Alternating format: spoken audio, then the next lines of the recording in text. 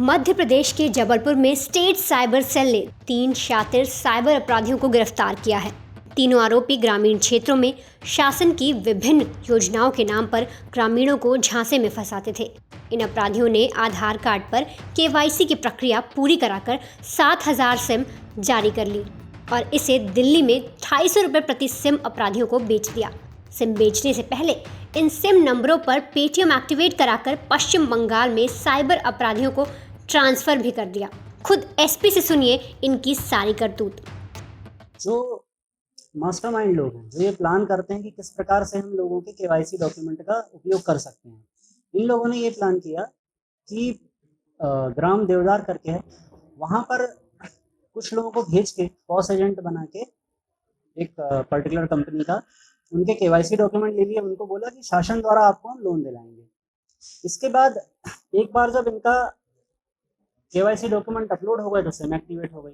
SIM activate होने के पश्चात इन लोगों ने उनका पेटीएम अकाउंट भी बनाया और पुनः वहां जाके पेटीएम अकाउंट एक्टिवेट करते हुए जो भी पेटीएम से फ़ायदा मिलता है वो प्राप्त कर लिया। पेटीएम हो या एयरटेल मनी हो, कई प्रकार के वॉलेट हो सकते हैं। इस चीज़ का खुलासा तब हुआ जब हमारे पास एक शिकायत थी। हम लोगों ने जब टेक्निकल इन्वेस्टिगेशन किया तो पता चला कि कुछ बहुत ही कम मोबाइल्स हैं जिनमें लगभग 7,000 सिम्स चल रही थी।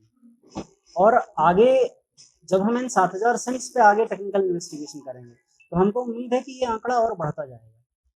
तो कुल मिला के क्या हो रहा है कि कुछ जो गिरोह के सदस्य हैं, ये लोग यहाँ पर सिम्स एक्टिवेट करके, वॉलेट एक्टिवेट करके, उससे फ़ायदा उठा के और उसके बाद आपस में जो भी फ़ायदा है वो डिस्ट्रीब्यूट कर लेते हैं और फिर पुनः बाहर के जो इनके कॉन्टैक्ट्स हैं उनको ये लोग वो सिम में भेज देते हैं। और इन वॉलेट्स का या सिम्स का इस्तेमाल निश्चित तौर पर किसी न किसी प्रकार के साइबर क्राइम में किया जा सकता है, क्योंकि यहाँ पर पहचान तो है ही नहीं। आप देखेंगे कि अगर ऐसी सिम में कभी कुछ क्राइम होता है तो दिल्ली की पुलिस या पश्चिम बंगाल की पुलिस किसको पकड़ेगी? वो तो पकड़ने उस मासूम गांव वाले को आएगी, परंतु वास्तव में फ्रॉड दिल्ली के व्यक्ति ने किया होगा। ये इसमें मिलता है। इसमें सिर्फ कैशबैक लेते थे या फर्जी सिमों को ये बेच भी दिया करते थे ऐसे? इनने फर्जी सिम्स को बेच भी दिया और वॉलेट भी इनने दूसरे के नाम पे ट्रांसफर करा दिया। मैं आपको बताऊं कि ये संभव है कि अगर आज आपका वॉलेट है, आपके सिम आपके पास है, मेरी सिम मेरे पास है, चाहें तो लोग एक दूसरे का वॉलेट अपलोड कर सकते हैं, अपडेट कर सकते हैं। मात्र ओटीपी चाहिए, सिम भेजने की भी कोई जरूरत नहीं है। और आप जानते हैं कि क्राइम करने के लिए आज की डेट में पेटीएम या एयरटेल मनी का अगर कोई अकाउंट हो फर्जी तो बड़ी आसानी से आप उसमें पैसा बुला सकते हैं और ट्रेस करना भी कई बार मुश्किल है। एसपी अंकित शुक्ला के मुताबिक इस मामले में धारा 419, 420, 468, 471 और 120 आईटी एक्ट का प्रकरण दर्ज किया गया है।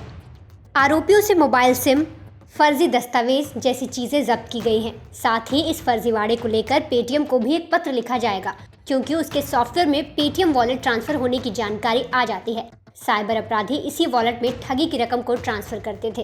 यही कारण है कि साइबर ठगी के असल आरोपी बड़ी मुश्किल से पकड़ में आते हैं।